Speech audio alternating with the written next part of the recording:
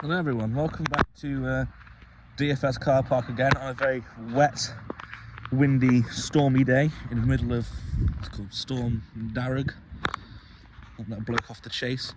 But I introduce you to possibly the worst car I've ever bought. I wouldn't say worst, riskiest car I've ever bought.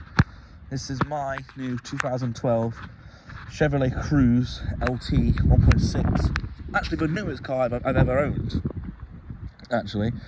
The newest up to now was probably either my Fiesta or my Fabia, which were both 2010s. Yeah, that sounds about right.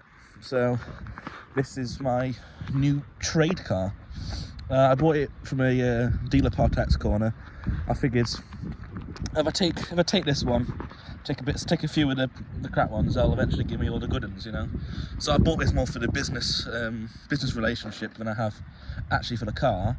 But it's, for what it is, it's not really a bad car. Now, sort of general rule is this sort of American brands that came to England and sort of failed a bit. They're a bit risky cars to buy and sell. People always turn their nose up at them. But hopefully this one will be a good one. All this is based on is a Vauxhall Astra. This is just literally a Vauxhall Astra underneath. It's got a 1.6 Ecotec engine, which isn't really that bad, I don't think.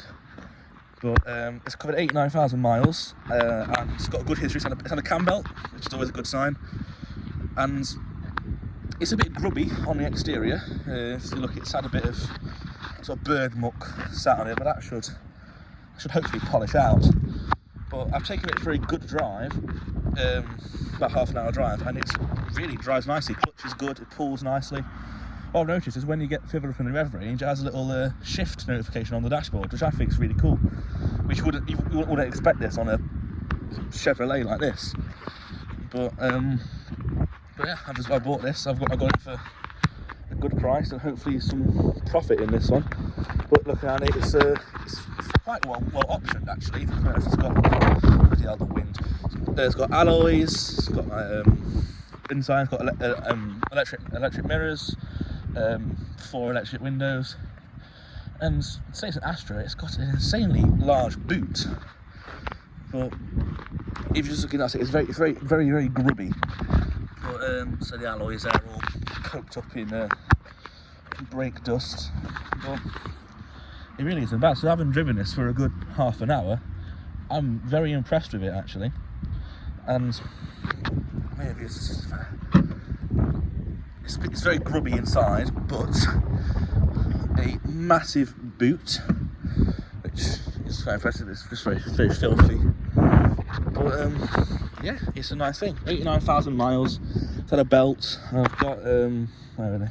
Got 2.5 keys, which that one is sort of okay. I might have that one reshelled because the buttons have gone on it.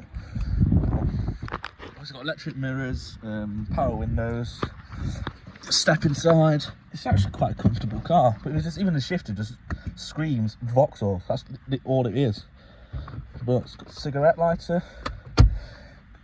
radio. I think it has air conditioning. I can't tell if that's an air conditioning button or that's just a snow mode. Just so I know some Vauxhalls came with.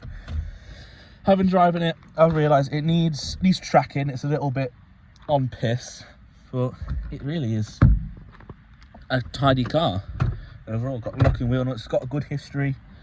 I said it's had a belt. It's had pretty good history on it. It needs, what I need to do to it is an MOT. That runs out in about 2 weeks. So I've got that booked in for following Monday after this is recorded.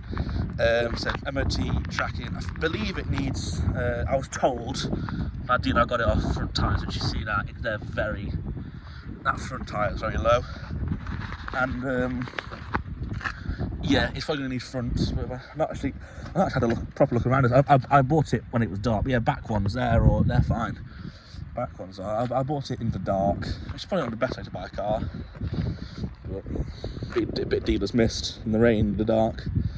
But it's got a little bit of scuffs on the corners, but hopefully that should polish out quite nicely.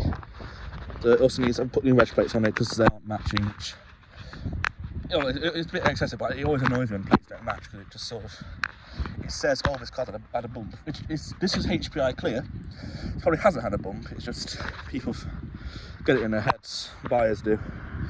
But it really is just a Vauxhall Astra, so hopefully parts will be quite cheap because it is a Vauxhall, and I've worked on enough Astras in my time to know they aren't bad cars, but I think this would make a perfect car for maybe a young family, because it's a good car, very spacious, big boot, can fit your shopping in there or pram or something, but it's very comfortable to drive actually. So this is a new one, so yeah, it needs a bit of work, but that's all the channel's about, is buying cars that need work and trying to fix them.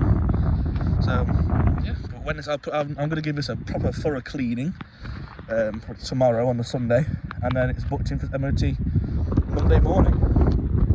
We'll see if anything else flags up on there. On the previous MOTs, it has had tyres advised, and also flexi pipe on the exhaust. Probably won't be a bad job to do. It depends. I could pay someone to do it, or I could have a crack at doing it myself. But yeah, the paint all looks relatively alright. You'll see. Yeah, it's tied up. It's a little bit of a risk because it is a Chevrolet, and people don't really bond with them well. But I'm going to give it a go. So yeah, I hope you've enjoyed this one. Making my mistakes. But I'm going to give it a crack, and it's all about trying new things, and if it sells well, it'll be good. I can take that money and put it into another car. Yeah, no, I hope you've enjoyed this one, and I hope you'll watch the next one. I've still, at the time of recording, I've still got my Twingo. New videos will come out of that hopefully soon. And yeah, I hope you will like and subscribe to this one, and I'll see you next time. Thank you very much.